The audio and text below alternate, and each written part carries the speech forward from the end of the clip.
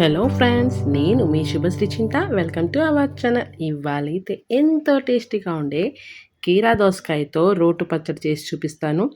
ఎండాకాలం కదండి, కీరా దోసకాయని రకరకాలుగా చేసుకొని తినొచ్చు. దానికి కావాల్సిన పదార్థాలు చూద్దాం.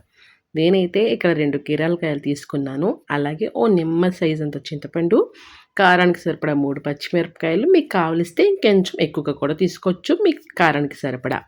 అలాగే ఒక స్పూన్ ఉప్పు, హాఫ్ స్పూన్ పసుపు, కొంచెం కొత్తిమీర, అలాగే ఇంగువ. పోపు ఈజ్ యాజ్ యూజువల్ అనమాట. ఇప్పుడు దీన్ని కీరాని ఇలా కట్ చేసుకొని, కీరాలో ఏమైనా చేదు ఉంటుందేమో అని కట్ చేసాక అలా రబ్ చేస్తే దాంట్లో ఏమైనా చేదున వచ్చేస్తుందని చేస్తున్నాను. ఇగో దాని పైనంతా పీల్ చేసేసేసి నీట్గా కడిగేసుకొని, నేను చిన్న చిన్న ముక్కలుగా అనమాట, మరీ పెద్ద పెద్ద ముక్కల కంటే బాగోదు, చిన్న చిన్న ముక్కలుగా కట్ చేసుకొని ఈ సైజులో కట్ చేసుకొని అన్నీ ఒక దాంట్లో పక్కన పెట్టేసుకుంటున్నానండి. ఇలా మొత్తంగా చేసేసుకుందాము. ఇప్పుడు ఒక మిక్సీ జార్ తీసుకుందామండి.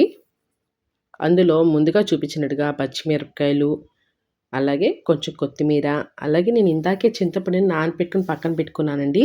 ఆ ఈసులు అన్నీ తీసేసి నానపెట్టుకొని ఆ చింతపండు గుజ్జుని వేస్తున్నాను నేను, వాటర్ని కాదు. దాంట్లో సగం వాటర్ వరకే వేసి మిక్సీ చేసుకుంటానన్నమాట. సగం వాటర్ వేస్తున్నాను. అలాగే దీంట్లో కొంచెం ఉప్పు తగినంత, అలాగే అర స్పూన్ వరకు పసుపు, కొంచెం ఇందాక తరిగి పెట్టుకున్న దోసకాయ ముక్కలు, కీరా దోసకాయ ముక్కలు వేసి చిన్నగా పల్లిచ్చినట్టుగా కచ్చాపిచ్చాగా మిక్సీ చేసుకోవాలి.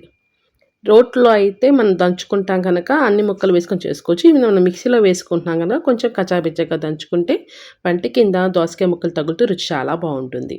ఇదిగోండి, ఇప్పుడు మిక్సీ చేసుకున్నంత దోసకాయ ముక్కలకి మొత్తంగా కలిపేసి పట్టించుకుందాం. ఇప్పుడు దీనికి పోపు చూద్దాం రండి. ఒక చిన్న మూకుడు పెట్టుకొని అందులో 2 స్పూన్ల వరకు ఆయిల్ వేసి, అందులో అర స్పూన్ వరకు ఆవాలు, అలాగే అర స్పూన్ వరకు జీలకర్ర వేస్తున్నాను. ఈ కొంచెం చిటపటలాడిన తర్వాత ఇందులో 2 ఎండుమిరపకాయలు వేసుకొని వేయించేసుకుంటున్నాను. అలాగే దీంట్లో ఒక అర స్పూన్ వరకు ఇంగువ వేస్తున్నానండి. ఇంగువ అన్నది మీ ఆప్షను, మీకు ఎవరికైనా ఓకే అయితే వేసుకోండి, అక్కలేని వాళ్ళు స్కిప్ చేసేయండి. మేమైతే ఇంగువ అన్నిట్లో వేసుకుంటాము. ఈ పోపుని ఇందులో కలిపేయడమేనండి.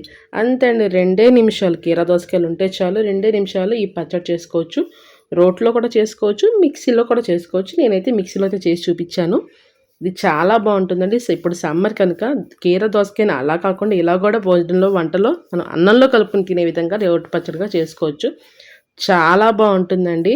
అసలు ఒక్కసారి చేసి చూడండి, అస్సలు గిన్నెలు గిన్నెలు తినేస్తారు అలాగా.